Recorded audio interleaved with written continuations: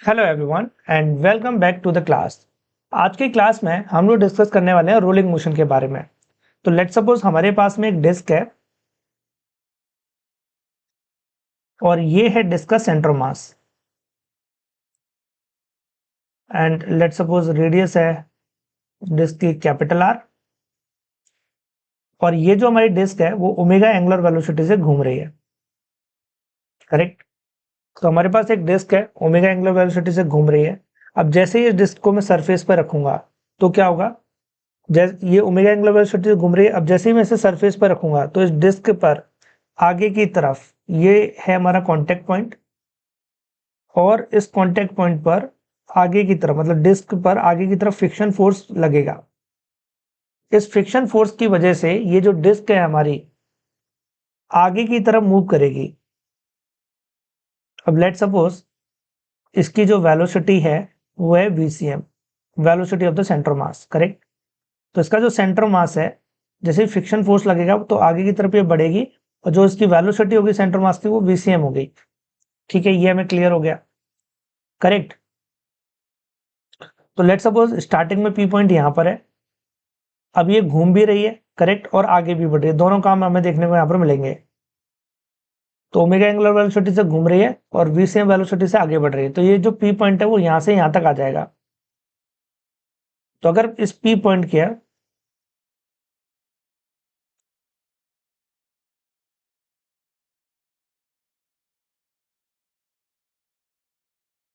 इस P point के अगर एंगुलर डिस्प्लेसमेंट की बात की जाए तो वो है डेल थीटा। करेक्ट। रेडियस तो इसकी आर है। तो ये जो पी पॉइंट है इसने जो डिस्टेंस कवर करी है वो कितनी लिख सकते हैं, डेल एस। और डेल एस इक्वल टू क्या होगा, R into del theta. Correct, R into del theta, ये होगी डेल एस। ठीक है, ये हमें क्लियर है। उसके बाद में जो सेंटर मास है वो भी आगे बढ़ा होगा और लेट सपोज जो सेंटर मास है उसने जो लीनियर डिस्टेंस कवर की है वो है डेल एक्सियम। और डेल एक्सियम कितने के बराबर होगा, तो डेल एक्सियम हमारा बराबर होगा velocity of the centre mass into del T. Correct. तो ये जो हमारा सेंटर मास है उसने ये जो डेल एक्सियम डिस्टेंस ट्रेवल करी है वो डेल टी टाइम में की हुई है। ऑलराइट। डेल टी टाइम में ये पी पॉइंट यहाँ से पी से पी डैश पर आ गया और ये जो सेंटर मास है वो यहां से लेकर यहां तक आ जाएगा। ये हमें क्लियर हो रहा है। अब यहाँ पर तीन केसेस हमारे बनेंगे। करेक्ट, वन बाय वन हम लोग तीनों केसेस को डिस्कस करते हैं। तो पहला केस हमारा बनता है प्योर रोलिंग मोशन का। सो फर्स्ट केस है हमारा pure rolling motion.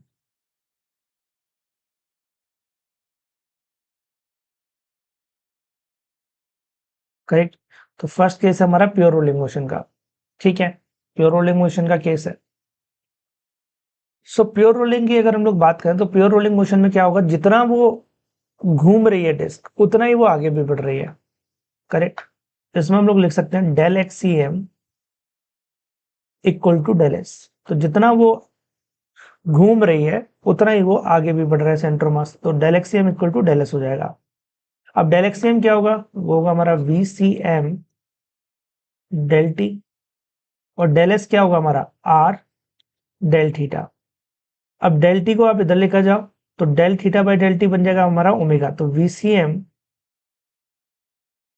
Equal to हो जाएगा आर ओमेगा।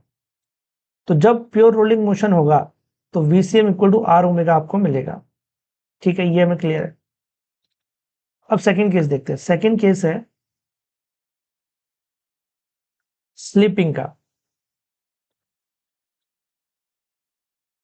सेकंड केस है स्लीपिंग का। तो अगर स्लीपिंग की बात की जाए तो स्लीपिंग में क्या होगा, घूमेगा टायर ज्यादा और आगे कम बढ़ेगा। जैसे बारिश के टाइम में होता है जहाँ कीचड़ वगैरह होती है तो एक्सीलेटर हम देते हैं तो टायर घूमता ज्यादा है पर आगे नहीं बढ़ता, तो उसे हम स्लीपिंग बोलेंगे। करेक्ट। तो स्लीपिंग में क्या होगा, घूमेगा ज्यादा आगे कम बढ़ेगा। करेक्ट। मतलब डेल एक्स सी एम कम होगा डेल एस से। करेक्ट, डेल एस हमें मिला घूमने की वजह से, डेल एक्स सी एम आगे बढ़ने की वजह से, मतलब ये लीनियर डिस्प्लेसमेंट है डेल एक्स सी एम हमारा यहाँ पर। ठीक है। अब दोबारा से डेल एक्स सी एम की वैल्यू रखो, VCM डेल टी और डेल एस की हमारी क्या है r del theta. Del T को इधर लेकर जाओगे तो del theta by del t हो जाएगा, तो ओमेगा हो जाएगा। तो वी सी एम लेस देन आ जाएगा हमारा आर ओमेगा से, करेक्ट। तो यहाँ पर आर ओमेगा ज्यादा है, मतलब घूम ज्यादा रहा है और आगे कम बढ़ रहा है स्लिपिंग में, करेक्ट। ये होगा हमारा। जो थर्ड केस है वो बनता है स्किडिंग का। तो थर्ड केस भी देख लेते हैं, स्किडिंग का केस।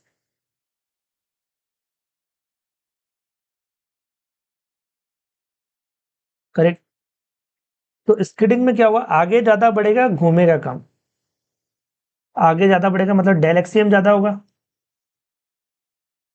डेल एस से, करेक्ट। तो डेल एक्सीएम ज्यादा होगा डेल एस से, और डेल एक्सीएम क्या लिख सकते हैं, VCM del T is greater than to R del theta.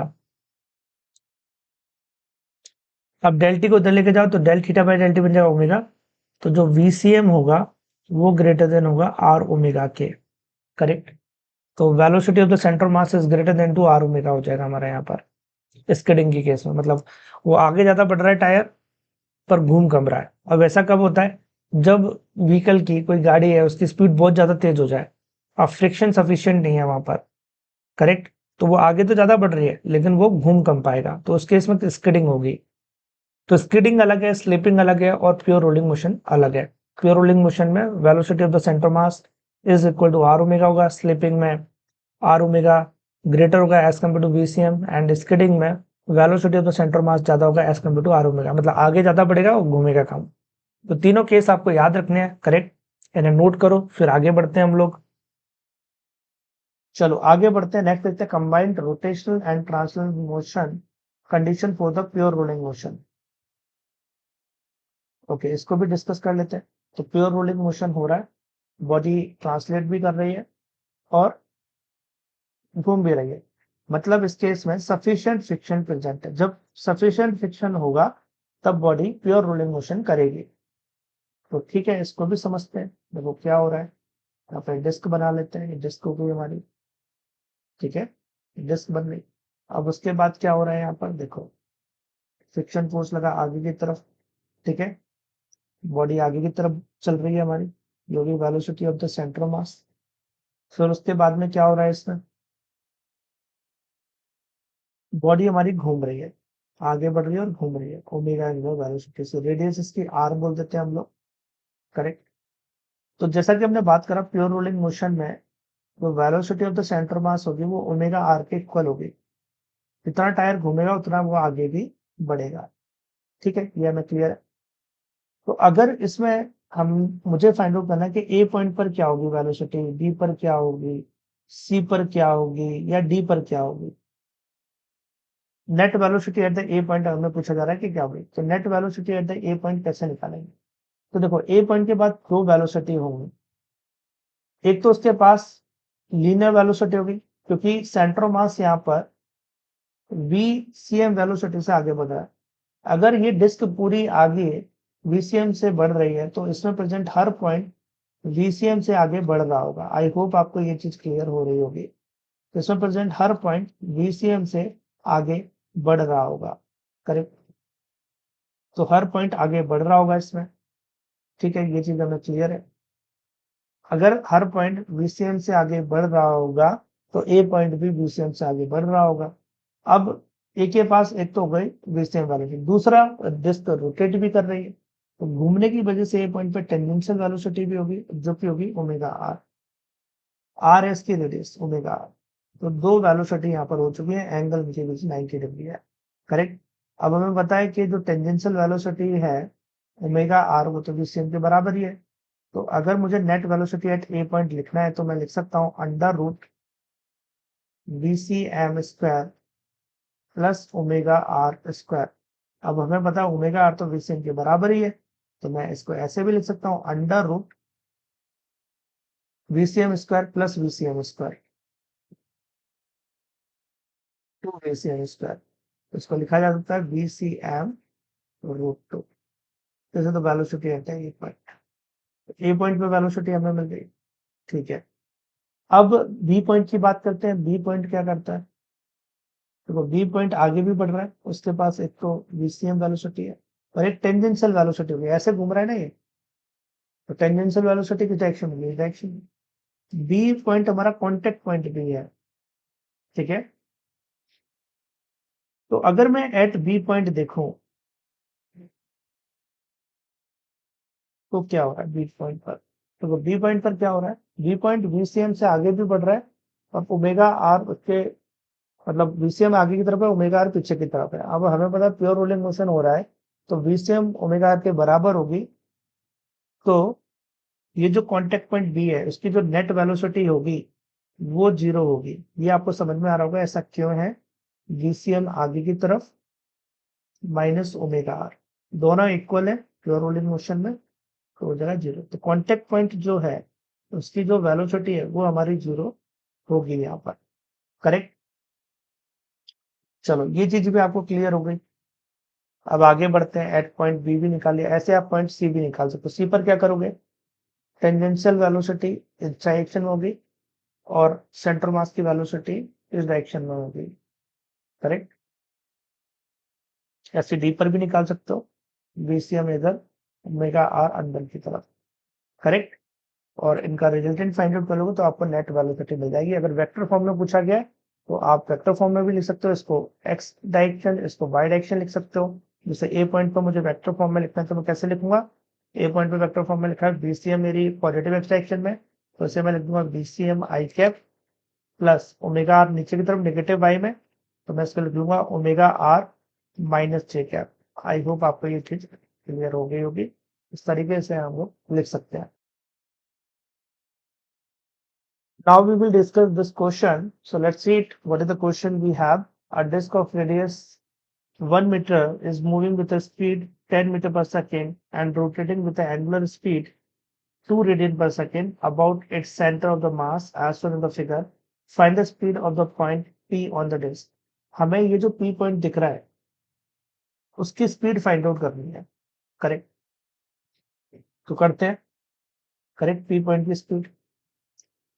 सो अगर हम यहाँ पर एक चीज ध्यान दें कि जो वेलोसिटी ऑफ द सेंटर मास यहाँ पर वो कितनी है, 10 मीटर पर सेकेंड है ना।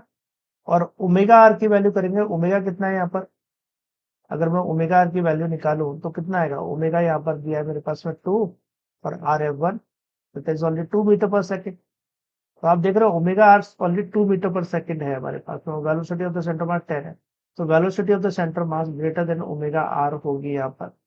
तो ये केस क्या बनेगा हमारा, ये केस किस चीज का है, ये स्लिपिंग का होगा या स्किडिंग का होगा या प्योर रोलिंग मोशन का होगा। तो velocity of the centre mass ज्यादा ओमेगा आर से, है ना, ये आगे ज्यादा बढ़ रहा है, घूम कम रहा है, तो इसलिए ये केस होगा हमारा स्किडिंग का।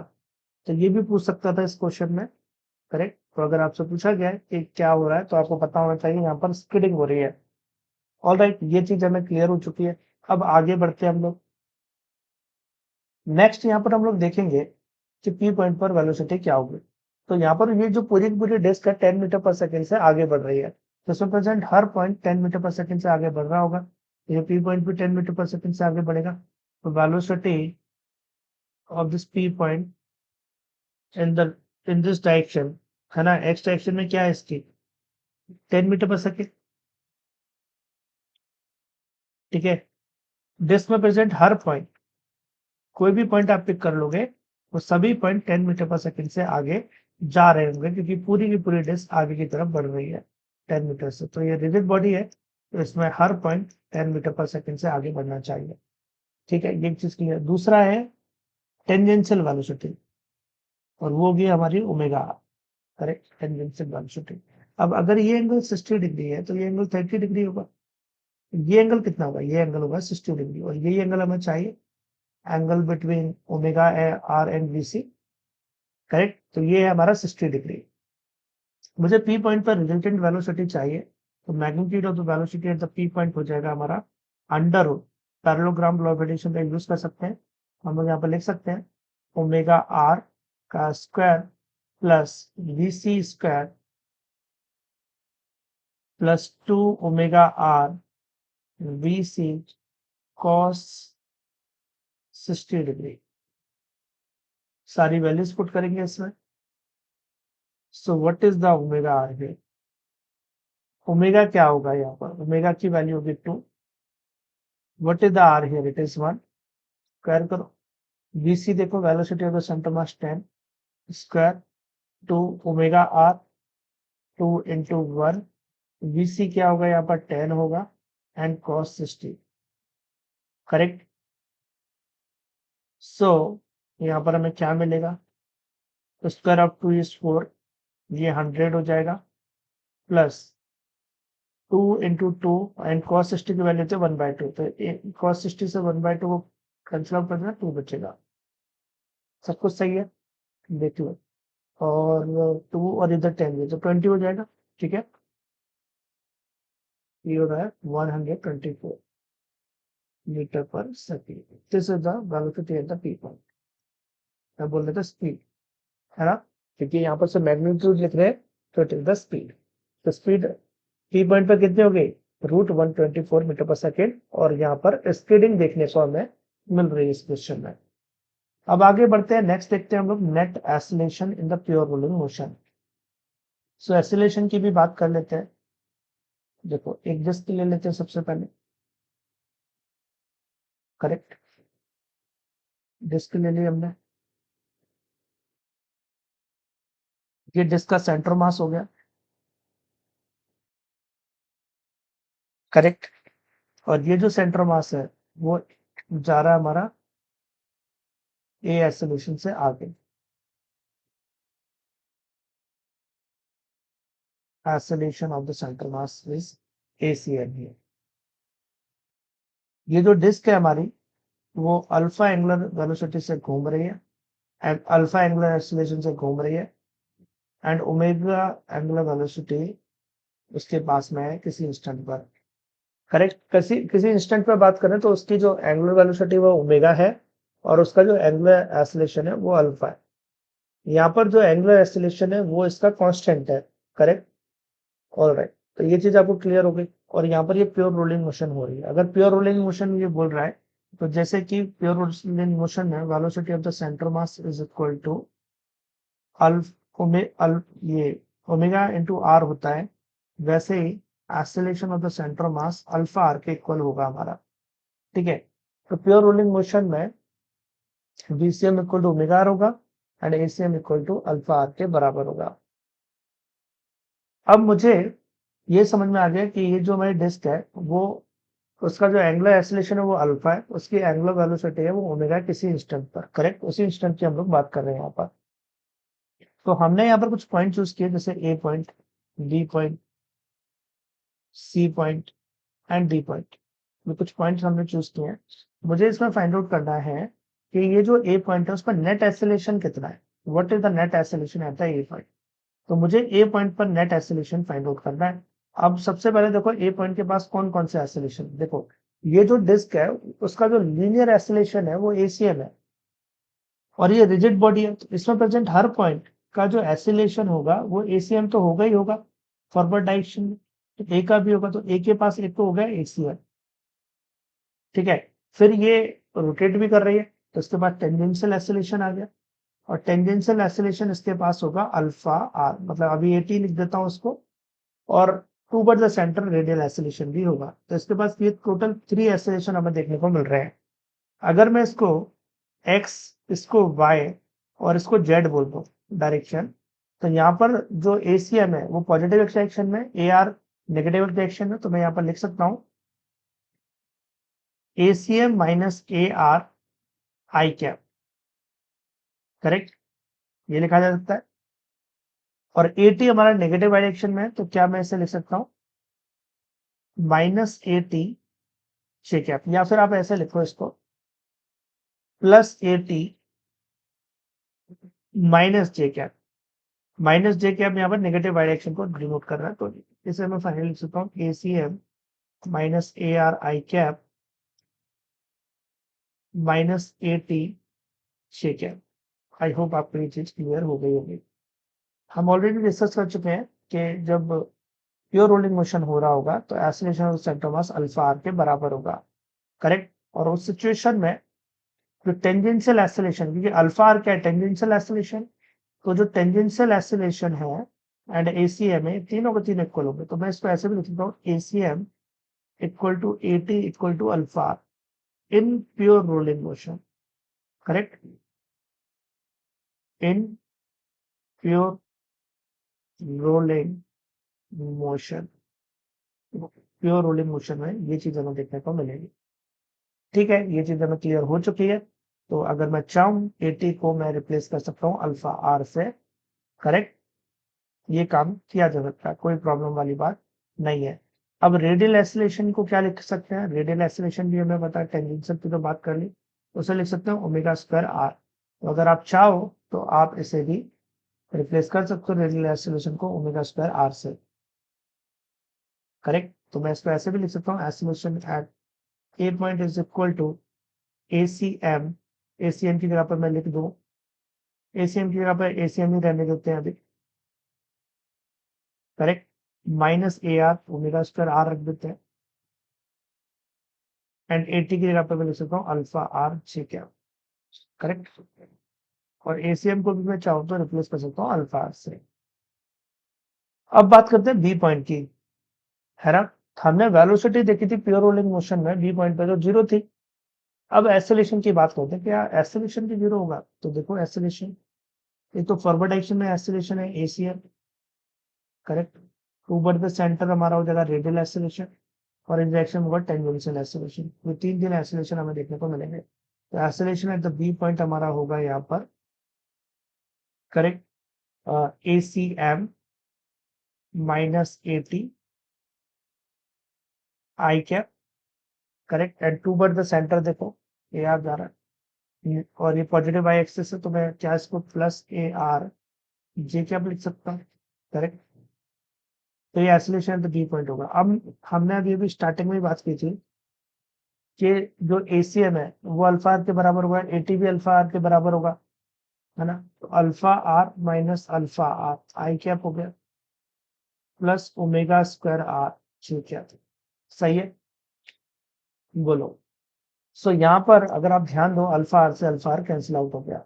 जो बी पॉइंट है उस बी पॉइंट पे एसिलेशन यहाँ पर जीरो तो नहीं होगा, यहाँ पर सिर्फ रेडियल कंपोनेंट ही बचेगा, और डायरेक्शन होगी ओमेगा स्क्वायर R, ठीक है।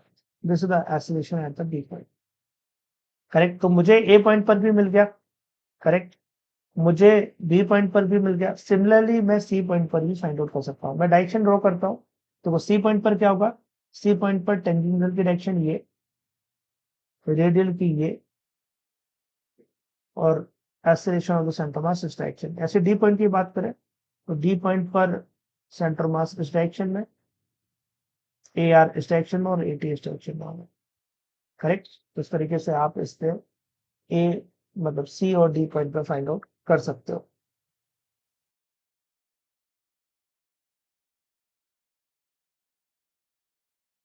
Now we will discuss this question.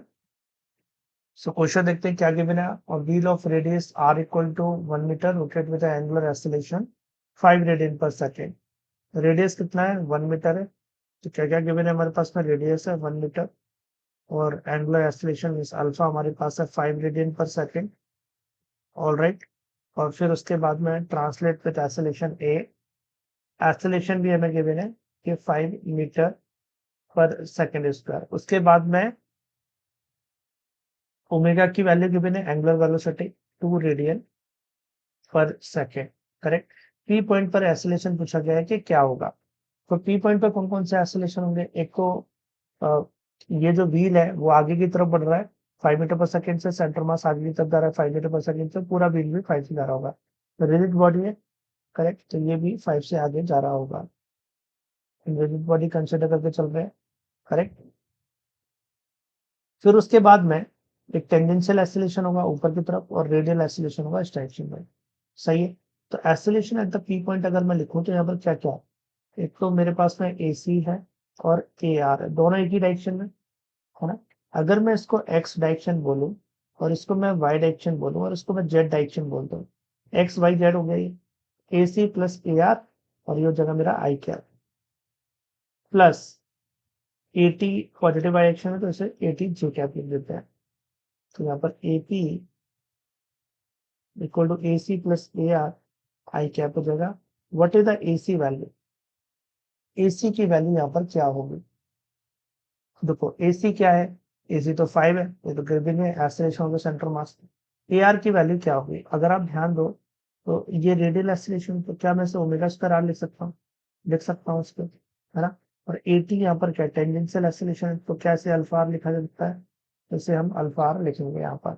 So what is the AC value here, अगर एसी की बात करें तो ये हमारा 5,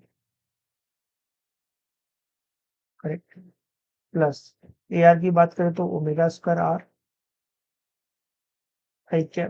प्लस एटी की बात करें तो अल्फा, ठीक है।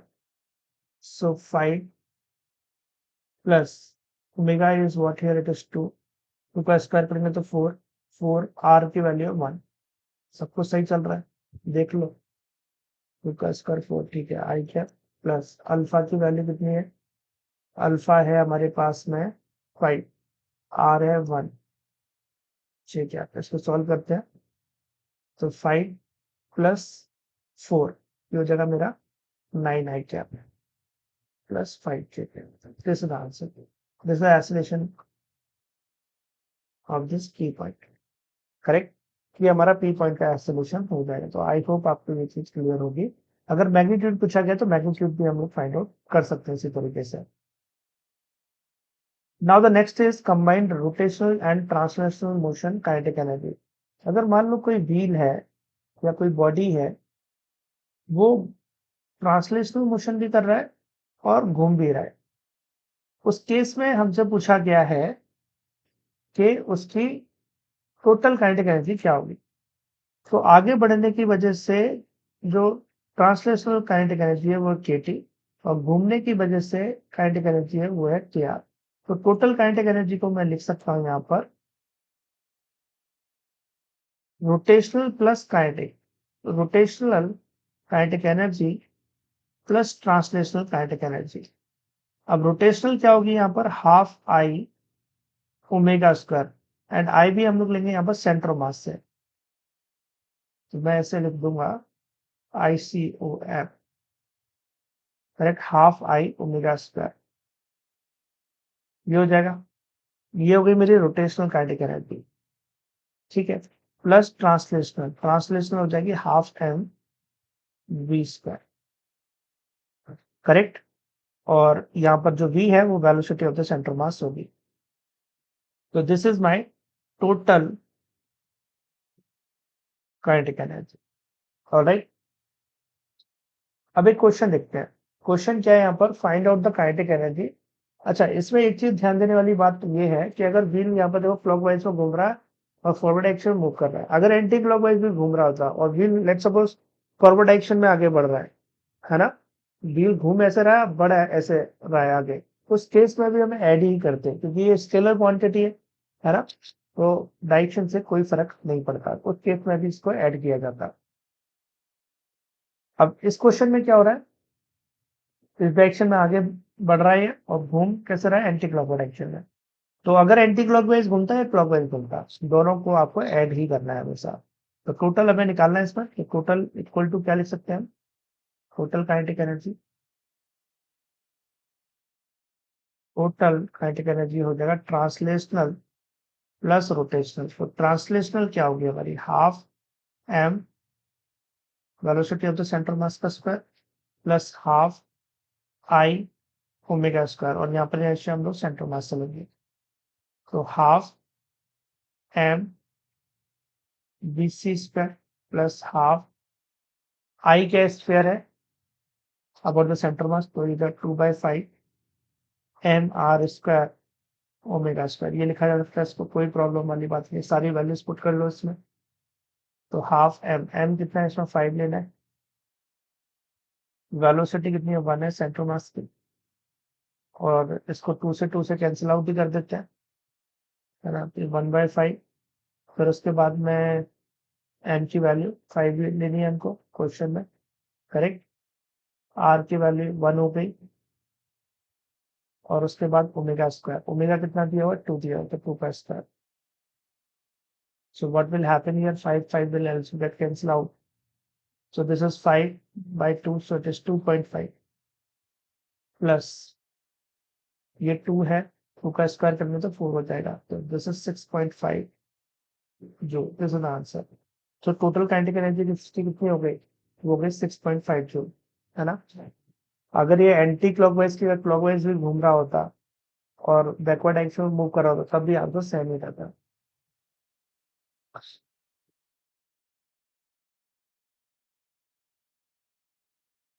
Now we will discuss about the rolling motion on the inclined plane. तो यहाँ पर हमें एक इंक्लाइन प्लेन दिख रहा है, लेट्स सपोज इसका इंक्लिनेशन एंगल है थीटा एंड हाइट है इसकी h, करेक्ट, और इंक्लाइन प्लेन का लेंथ है s। तो हमें इसमें फाइंड आउट करना है कि जब ये बॉटम पर पहुंचेगा, ये रोल को हमने रखा तो इनिशियल वेलोसिटी तो इसकी जीरो होगी, इनिशियल एंगुलर वेलोसिटी भी जीरो होगी, करेक्ट। तो इनिशियल एंगुलर वेलोसिटी और इनिशियल लीनियर वेलोसिटी दोनों ही जीरो होगी।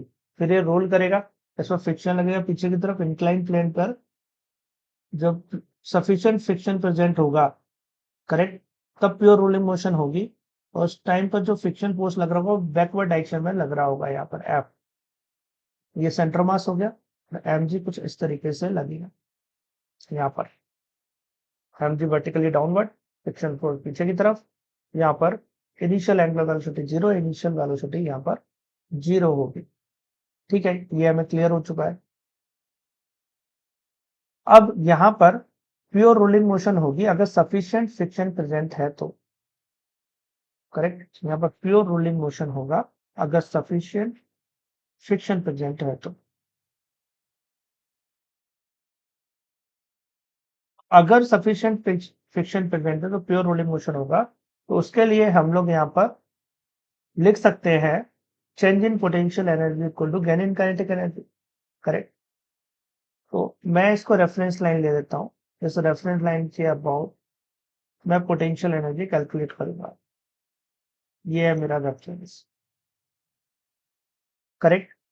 सो जब मैंने यहाँ पर रखा है, इसका मास है लेट सपोज m, तो इसकी पोटेंशियल एनर्जी कितनी होगी?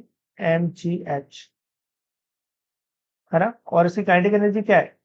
तो rotational as well as translational kinetic energy दोनों ही जीरो है। तो total energy at the initial position is mgh है। तो बॉटम पे पहुंचेगा तो पोटेंशियल जीरो हो जाएगी, और इसके पास ट्रांसलेशनल काइनेटिक एनर्जी होगी half M we square, rotational होगी हाफ आई ओमेगा स्क्वायर। बोलो क्लियर है ये? सो ये चीज तो हमें क्लियर हो चुकी है। अब मुझे फाइंड आउट करनी है वेलोसिटी, जब ये बॉटम पे पहुंचेगा तो उसकी वेलोसिटी क्या होगी, इसका एक्सेलरेशन क्या होगा, और इसको कितना टाइम लगेगा, ये सारी चीजें मुझे फाइंड आउट करनी है।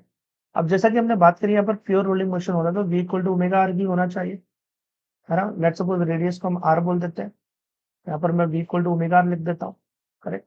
तो मैं v को ओमेगा आर से रिप्लेस कर सकता हूँ, यहाँ पर कोई प्रॉब्लम वाली बात नहीं है। सो मैं आगे बढ़ता हूँ और यहाँ पर इसको सिंप्लीफाई करता हूँ, M G H equal to half M we square plus half I omega square, ठीक है। अब हमें पता है v इक्वल टू ओमेगा है, v फाइंड आउट करना है तो ओमेगा को v बाई आर लिखा जा सकता है, तो मैं ओमेगा को v बाई आर से भी रिप्लेस कर देता हूँ, ऐसे भी लिख सकते हैं इसको, है ना। ठीक है, अब क्या करें, देखो अब क्या करो, M G H half M we square plus, मैं इसे m से मल्टीप्लाई करता हूँ और m से डिवाइड करता हूँ, और ये रहा V square by R square. m से मल्टीप्लाई करता हूँ और m से डिवाइड करता हूँ, then what will happen, this m and this all m will get cancel out here, ये सारे m एक दूसरे को कैंसिल आउट कर देंगे। सो ये हो जाएगा हमारे पास में g H equal to we square by two, correct, plus ये I v square divided by 2mr square, ये हमें मिल रहा है। अब मुझे क्या चाहिए था, मुझे चाहिए था वी स्क्वायर, मैं यहाँ इन दोनों टर्म में से वी स्क्वायर बाय टू को कॉमन ले सकता हूँ। तो नेक्स्ट स्टेप में क्या मैं लिख सकता हूँ, G H equal to we square by two 1 plus I by M R square, क्या ये लिखा जा सकता है? बिल्कुल लिखा जा सकता है ना? लिख देते हैं इस पे, फिर उसके आगे देखते हैं। देखो, अब उसके आगे क्या करें? टू को उधर भेजो, v चाहिए था, तो v स्क्वायर इक्वल टू क्या लिखा जा सकता है? 2gh divided by 1 plus I by M R square. और क्या मैं इस v स्क्वायर को अंडर रूट में भी लिख सकता हूँ? है ना? बिल्कुल लिख सकते हैं। तो ये वेलोसिटी हो गई। अब ये जो आपको 1 plus I by M R square दिख रहा है, ये किसी भी रोटेटिंग ऑब्जेक्ट के लिए कांस्टेंट ही रहेगा। इसी को हम बीटा बोलते हैं। इसी को हम क्या बोलते हैं? बीटा बोलते हैं। तो 1 plus I m are square constant ही रहेगा किसी भी रोटेटिंग ऑब्जेक्ट के लिए। लेट्स सपोज मैंने यहाँ पर डिस्क रख दी, तो डिस्क के लिए टर्म कांस्टेंट हो गया। मैंने एक स्फीयर रख दिया, उसके लिए कांस्टेंट होगा। रिंग रख दी तो उसके लिए कांस्टेंट हो गया। करेक्ट? तो किसी भी रोटेटिंग ऑब्जेक्ट के लिए कांस्टेंट ही रहेगा। मैं इसे जो 1 plus I by M R square उसे बीटा से रिप्लेस कर दूंगा, तो मेरे पास जो फाइनली इक्वेशन आ जाएगी वेलोसिटी की, वो हो जाएगी मेरे पास में under root 2gh by beta. और ये फॉर्मूला हमें याद रखना है। इतनी वेलोसिटी होगी जब वो बॉटम पे पहुंचेगा। Alright, now let's see what type of question can come from here. Correct? अब जैसे कि हमें मिल गया कि जो वेलोसिटी है वो inversely proportional to root beta है। ये रिलेशन मिल रहा है ना? अब मान लो कि मेरे पास एक रिंग है और एक स्फीयर है, और दोनों को मैंने इंक्लाइन प्लेन पे रखा और मुझसे पूछा गया कौन पहले पहुंचेगा। तो बीटा फॉर रिंग अगर मैं फाइंड आउट करूं तो मेरा कितना आएगा? इसका फॉर्मूला था 1 plus I by M R square. Beta का फॉर्मूला। रिंग का रेशियो क्या होगा? एम आर स्क्वायर होगा divided by M R square. ये कितना हो जाएगा? 1 प्लस एम आर स्क्वायर, मतलब 2 हो जाएगा। अब ऐसे स्फीयर का फाइंड आउट करो। स्फीयर का क्या होगा? 1 प्लस इनर्शिया हो जाएगा 2/5 M R square divided by M R square. M are square से एम आर स्क्वायर गया तो कितना आ जाएगा? ये 7, 5 प्लस 2 7/5। करेक्ट? 7/5 हो जाएगा। तो ये हमारे स्फीयर का हो जाएगा और ये रिंग का हो गया। ठीक है? अब अगर आप ध्यान दो, इनवर्स रिलेशन है, जिसका बीटा ज्यादा उसकी वेलोसिटी कम। तो दोनों में से कंपेयर किया जाए तो जो रिंग का है वो ज्यादा है एज कंपेयर टू स्फीयर। सही है? तो अगर रिंग का ज्यादा है तो रिंग देर में नीचे आएगी, उसकी वेलोसिटी कम होगी। है ना? तो बीटा उसका ज्यादा है तो उसकी वेलोसिटी कम होगी। Velocity of the ring as compared to velocity of the ring is less as compared to velocity of the sphere. Inverse relation होगा, जिसका बीटा ज्यादा उसकी वेलोसिटी कम, और जिसकी वेलोसिटी ज्यादा वो पहले आएगा, तो स्फीयर पहले पहुंच जाएगा और रिंग बाद में नीचे आएगी। ऑलराइट? तो इस टाइप के क्वेश्चन हो सकते हैं, टाइम पूछ सकता है एंड एक्सेलरेशन भी पूछ सकता है। तो अभी हमने सिर्फ वेलोसिटी निकाली है, अब हम लोग एक्सेलरेशन की बात करेंगे कि एक्सेलरेशन कैसे फाइंड आउट कर सकते हैं यहाँ पर। तो चलो एक्सेलरेशन निकालते हैं। सेकेंड हम लोग फाइंड आउट करने वाले हैं एक्सेलरेशन। अब हमारे पास में वेलोसिटी क्या आई थी? वेलोसिटी थी हमारे पास में v equal to under root 2gh beta gh by beta. अब सबसे पहले आप क्या करो? दोनों साइड स्क्वायर कर लो, तो v square equal to 2gh by beta हो जाएगा। करेक्ट? स्क्वायर कर लो दोनों साइड। अब इसका डिफरेंशिएट करो विथ रिस्पेक्ट टू टाइम। अच्छा, इसमें एक काम करो और करो, ज्योमेट्री की हेल्प से h और s के बीच में रिलेशन निकालते हैं। तो अगर हम निकालेंगे यहाँ पर, तो यहाँ पर sine theta equal to h by S है ना? h बाई एस है sine theta equal to, so h equal to क्या हो जाएगा? s साइन थीटा हो जाएगा। Correct? h equal to s sine theta हो जाएगा। ठीक है?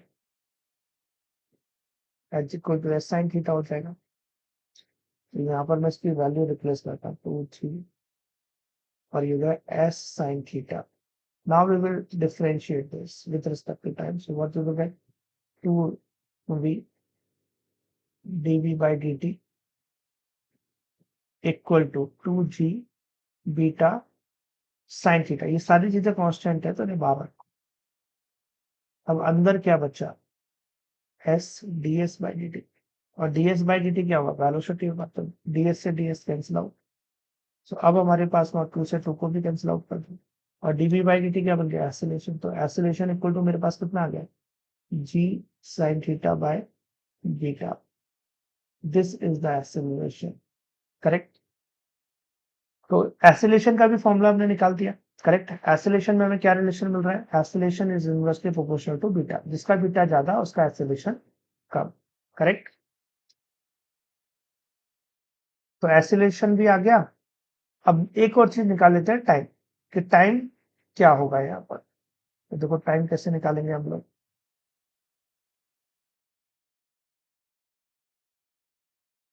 नेक्स्ट फाइंड आउट करते हैं टाइम। देखो टाइम कैसे निकालेंगे। अब मेरे पास एक्सेलरेशन आ चुका है ना, G sine theta by beta है इसका एक्सेलरेशन।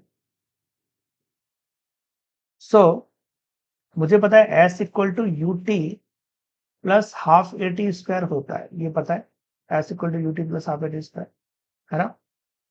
तो यहाँ पर जो इंक्लाइन प्लेन उसकी लेंथ क्या है, वो तो ऐसी है, मैं ऐसे ही रखूंगा उसको। जब उसको रखा था तब उसकी इनिशियल वेलोसिटी कितनी थी, 0 थी, सही है, प्लस हाफ। एक्सीलरेशन अभी अभी हमने निकाला और वो हमारा इधर g sine theta by beta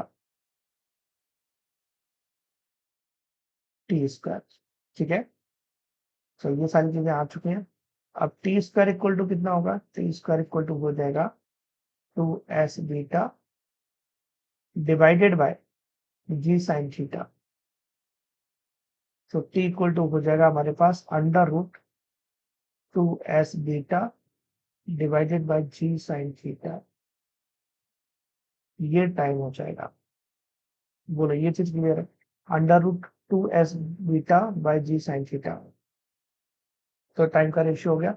और यहाँ पर टाइम देखो, time is directly proportional to beta, जिसका बीटा ज्यादा उसको ज्यादा टाइम लगेगा, ठीक है। तो रिंग का ज्यादा था तो इससे ज्यादा टाइम लगेगा। ऐसे ही आप रिंग, है ना, स्फीयर और सिलेंडर सभी के बीच में आप कंपैरिजन कर सकते हो, जितने भी रोटेटिंग ऑब्जेक्ट है। तो अब कुछ क्वेश्चन देख लेते हैं कैसे क्वेश्चन पॉसिबल है यहाँ से। क्वेश्चन यहाँ पर, ratio of the acceleration of the solid sphere mass m radius r rolling down an incline of angle theta without slipping and slipping down the incline without rolling is what। तो सबसे पहले question को समझते हैं, question में बोलना क्या चाह रहा है। यहाँ पर एक इंक्लाइन प्लेन है ना, इसमें दो केसेस में बात की गई है, केस 1 और केस 2। दोनों केसेस यहाँ पे पहले ड्रॉ करते हैं, case 1 and case 2। So what is the case 1, the ratio of the acceleration of the solid sphere mass m radius r rolling down an incline of an angle theta without slipping and slipping down। So first case में क्या है, rolling कर रहा है, correct object, और दूसरे case में slip कर रहा है। तो रोलिंग कर रहा है, तो रोलिंग के केस में जो एक्सेलरेशन होगा वो हम निकाल चुके हैं, है ना। इसमें रोलिंग कर रहा है तो एक्सेलरेशन क्या निकाला था हमने, g sine theta by beta in the rolling case. अब सेम इंक्लाइन प्लेन पर दूसरा रखा है, लेकिन इसमें अब क्या करेगा वो, slipping down on incline without rolling. अब रोलिंग नहीं करेगा, स्लीपिंग करेगा। स्लीपिंग करेगा तो कुछ ऐसी बात हो जाती है, जैसे एक इंक्लाइन प्लेन है उस पर ब्लॉक को रखा गया है, तो ब्लॉक को रखा गया है तो ब्लॉक का एक्सेलरेशन क्या होगा, अब यहाँ पर वो स्लिप कर रहा है, यहाँ पर कोई फिक्शन नहीं होगा, तो यहाँ पर हो जाए जी साइन थीटा, करेक्ट। तो यहाँ पर जैसे वो स्लिप करके नीचे आ रहा है तो जी साइन थीटा होगा। ऐसे ही ये जो डिस्क का सेकंड केस में वो स्लिप करते हुए आ रही है, कोई रोलिंग यहाँ पर नहीं हो रहा है। तो इस केस में जो सेकंड केस होगा जिसमें ट्रांसलेशनल कर रहा है, या फिर हम इसको सेकंड केस बोल देते हैं A2, इसको A1 बोल देते हैं और इसको A2 बोल देते हैं। A2 में हो जाएगा जी साइन थीटा, क्योंकि उसने ऐसा क्वेश्चन में बोला है। अब इसके बाद में क्या करना चाहिए हमें, हमें दोनों का रेशियो फाइंड आउट करने के लिए बोला है, the ratio of the acceleration solid sphere rolling में।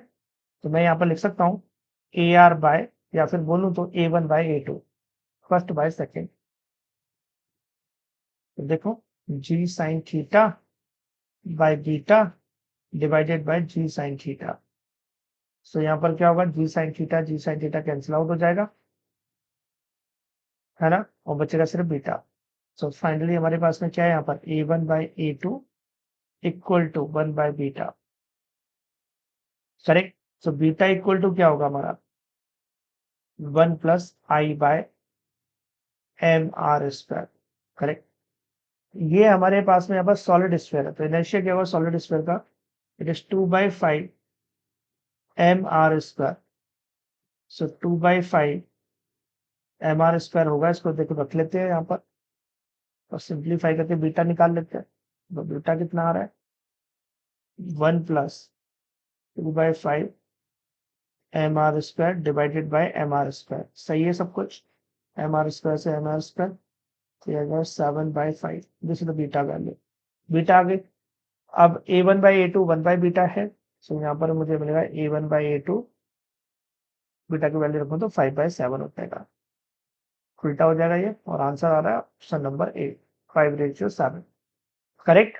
तो इस तरीके से आपको इस क्वेश्चन को करना था। तो बीटा कॉन्सेप्ट की हेल्प से हम इजिली इस क्वेश्चन को सॉल्व कर सकते हैं। Okay, let's read this question. A small object of uniform density rolls up a cut surface with the initial velocity v. It reaches up to the maximum height v square by 4g with respect to the initial position. The object is what? तो हमें ये बताना है ये object क्या होगा। तो सबसे पहले क्वेश्चन देख लेते हैं क्या बोल रहा है क्वेश्चन में। तो इस टाइप का कोई कर्व सरफेस है, करेक्ट, और इसकी जो हाइट है वो है 3v² by 4g। यहाँ पर एक रोलिंग ऑब्जेक्ट है, करेक्ट, रोलिंग ऑब्जेक्ट है जो आगे भी बढ़ रहा है और घूमेगा से। सो इसमें करना क्या है हमको, देखो इसमें करना क्या है, हमें ये बताना है ऑब्जेक्ट होगा क्या। तो इसमें अगर मैं मैकेनिकल एनर्जी देखता हूँ इसकी, है ना, इसकी काइनेटिक प्लस पोटेंशियल देखूं और यहाँ पर काइनेटिक प्लस पोटेंशियल देखूं, है ना, अगर मैं law of energy conservation apply करूं और अगर मैं इसको रेफरेंस लाइन ले लूं, क्या मैं ये लिख सकता हूँ यहाँ पर अभी रेफरेंस पर ये तो पोटेंशियल तो जीरो हो गया, इसके पास rotational half I omega square और इसके पास ट्रांसलेशनल है हाफ एम जी स्क्वायर, है ना। जब ये बॉल ऊपर पहुंच जाएगी तो इसके पास पोटेंशियल हो जाएगी M G H, rotational translational kinetic energy हो जाएगी जीरो। ठीक है, यहाँ तक सब कुछ सही है। मुझे बताना ऑब्जेक्ट क्या होगा। अगर मैं आई की वैल्यू निकालूं तो मुझे ऑब्जेक्ट पता चल जाएगा आई से, सही है। तो मैं आई फाइंड आउट करूंगा और प्योर रोलिंग मोशन में v equal to omega R भी होता है, तो omega equal to V by R है, तो मैं उधर वी बाई आर का स्क्वायर लिख लेता हूँ plus half M we square M G H कितना है मेरे पास में 3v² by 4g, सही है। अब इसके बाद में जी से जी को कैंसिल आउट कर दो, हो गया कैंसिल आउट, और देखते हैं क्या क्या हो रहा है। देखते हैं I v square divided bye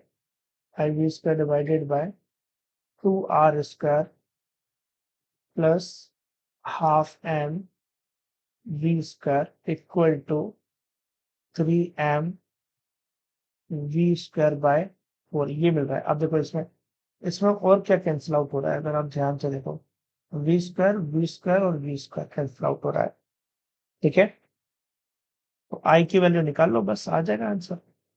I/2r² equal to 3m/4 minus m/2, so 3m/4 minus m/3m/4 minus m/2 4 3m minus से करेंगे तो ये कितना हो जाएगा हमारा 12 हो जाएगा, तो ये आ जाएगा m/4,